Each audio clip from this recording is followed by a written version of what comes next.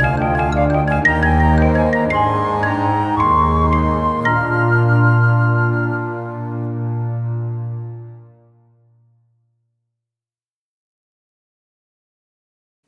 everyone, I just want to say hello to all the viewers of TEDx Lambeth and welcome you to this presentation.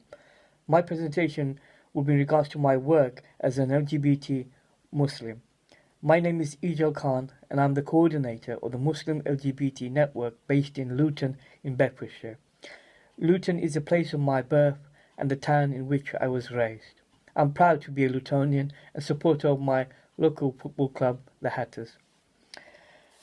I just wanted to talk about my experiences as a gay Muslim and being part of the LGBTQ plus community in this country and more broader because of social media and the global reach it has. I was brought up in a secular family, although my father came from a religious background. His father was an imam. All of his family were members of the ulema, which are the clergy, Muslim clergy. But he chose to bring us up as culturally Muslim and not practicing, although we did celebrate the festivals and occasionally go to mosque. Most of the people I knew were culturally Muslim growing up in Luton. They weren't practicing. So that was my background. I grew up in quite a conservative community and we did not really discuss sexuality. Sexuality in any of its guises, be it homosexuality or heterosexuality, we just did not speak to our parents or our elders in regards to anything sexual. Occasionally I would hear scripture in regards to homosexuality. But for me, it wasn't a big aspect of my life. However, growing up in Luton, it was quite a polarized town then, and in some ways still is today. It is the birthplace of the English Defence League and used to be the headquarters of Al Muhajirun and now proscribed Islamist organization. So this was the backdrop to my upbringing. I could not be out as a gay man in that community. Some very close friends and confidants knew, but I wasn't out to my family. I only came out to my family when I was 30 years old, when my father was still alive. However, he subsequently passed away. I've come up to my mum and I have 2 other siblings. However, because of social media and my activism, a lot of people now are aware of my sexuality, who I am, and my work. And as I've mentioned before, the Muslim LGBT network is a secular organization. It's open to all. In our bio, it says open to LGBTQ plus identifying Muslims and allies alike. So we openly advocate people from outside our community joining us and being members of our Facebook group or Instagram or Twitter. We're all over social media, LinkedIn, we have a website, and we also have demonstrations and events that other people can participate in. Social media has been very good for me and my community.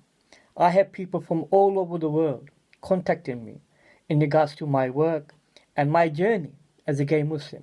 I have people from the Muslim world in Muslim majority countries who contact me, and some of them are privy to Sharia law and may even be privy to the death penalty in some cases.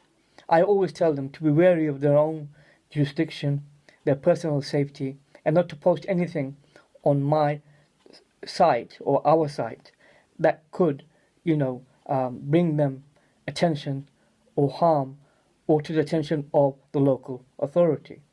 I always tell them to be wary of their own personal safety. Because I live in Great Britain, we are afforded many freedoms in this country, such as freedom of speech. And we can post, memes and share posts and stories on our social media feeds that many in other parts of the world cannot. So I always tell them, be wary, but they can obviously come onto our site. They can access our resources. And our resources pertain to Islam, LGBT, and Muslims. And it's not just about the Quran and what the Quran says or the Sharia or the Hadith say. is sociocultural. It's about personal testimonies from people such as myself and others from around the world. And what it is that we as Muslims have taken the mantle, have grasped the mantle, that our movement is a socio-cultural one. It is not just about the scriptures, although that's an important part of it. People want religious instruction, religious guidance, and they seek that. But we are not members of the ulama. We are not theologians or scholars who run the Muslim LGBT network. We are communal garden people, just normal people like yourselves, but we happen to be brought up in Muslim households and have a Muslim background, be it practicing or non-Muslim, or even be it culturally Muslim. Lot identified. Some don't. There are some of our members who no longer consider themselves Muslim or practicing in any sense, but they still like to engage with our community. And we are open to all, irrespective of your background. It is difficult because, as I mentioned, many of our members may live in countries where homosexuality is outlawed. And I'm always wary, about their situations. Many of them have sought asylum in this country, or in the process of doing it, and not just in this country, in Western countries, in particularly Europe, in more secular, liberal Western countries, and further afield, like America and Canada. And nowadays, a lot of the messages and communication I get from members or people wanting to find out more about our organization pertains to asylum and refuge on grounds of sexuality, and how they can access immigration services, lawyers, and such like. And this is a growing sector within the immigration scenario, where people are applying for asylum on grounds of sexuality. This is exponentially growing all the time. It's a very large sector now, because many people, who identify as LGBT plus, want refuge in other countries where they can be themselves, they can speak freely, they can identify with a sexuality that is their own, and that's across the whole kind of LGBTQ plus spectrum, which they would not be able to do in their country. And like I mentioned before, they could be privy to death penalty or lengthy prison sentences in some cases. So that's a big part of what we do in our organization. But we are very intersectional in our approach too. We have allies within human rights. I myself am a human rights activist, and I like to ally with other organizations that work within the human rights, because LGBTQ plus rights are human rights. In my work, I've seen that there is that connection, because LGBTQ plus people are human, their rights are important to them, and that fits into a broader human rights remit. So my work is with others within this country, in the UK, that support human rights, the human rights groups or civil liberties groups that we join in demonstrations that I've spoken on their platforms too, and they have engaged with us, in our work. And I find that very reassuring that we have allies in this country, who are willing to understand and reach out to us. And that's part of our outreach work. Our outreach work is not just with religious communities, be it Christian, Muslim, Hindu, Sikh, or the many other religions that reside in the UK. Our outreach work is with the general public too, to make them aware of what's happening within the LGBTQ plus movement, and that, the Muslim LGBTQ plus community is a growing community, and that we are here to stay. As one of my friends put it, we are gay and we are here to stay. And me personally, I've worked with many different organizations and human rights activists, such as Peter Tatchell and his foundation. We had the LGBTQ plus Muslim Solidarity campaign that we did, and I appeared on his Netflix film Hating Peter Tatchell. And for me, it was important that I engage with activists such as Peter, who's been doing the work he does for more than half a century now. He's a stalwart of the organization.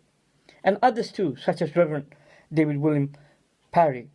I took part in an interfaith service at his church, Valentine's Hall, where I participated in an Abrahamic service. We had the Quran, the Torah, and the Bible on the table, and I read from the Quran, and I was honored to have participated in such a service that encompassed all the Abrahamic faiths, because in reality, the scriptures that most Muslims refer to is the biblical chapter of Sodom and Gomorrah, and that comes from the kind of Judeo-Christian tradition, and it's been handed down to us from the Torah, the Gospels, and to us the Quran. So we as Muslims refer to those very scriptures. Sodom and Gomorrah is a text that we refer to on a regular basis and which has been examined, the discourse surrounding that. But for me, it's more broader. I don't want the discourse just to kind of revolve around scripture. There are grey areas within scripture. It's not all black and white. I understand that, and I debate those issues or on those issues. However, my work is truly socio-cultural, involves people, society, culture, and we're out there as gay Muslims and Muslims in general. We want to engage with society. So our work involves the communities that we live in, and we don't want it just to be a religious debate, because for too long it's been just a scriptural discourse about the wrongs and rights of homosexuality within Islam, and people a lot of times did not look at the nuances. The conversations I've had with scholars have been very enlightening, because I can have that kind of nuanced debate, which I don't always have with some of the lay congregation of some of the mosques that I've visited or prayed in. So for me, I've always sought religious guidance and tried to understand one another, and I've always found the scholars to be open people, or members of the ulama, the clergy, to be open within their debates. But unfortunately, not enough of it is happening. I was told not to be too public about my sexuality when I was younger, and that was by other members of the clergy that I grew up with. But for me, it wasn't an option. I had to come out. I had to speak out against some of the injustice happening in the Muslim world.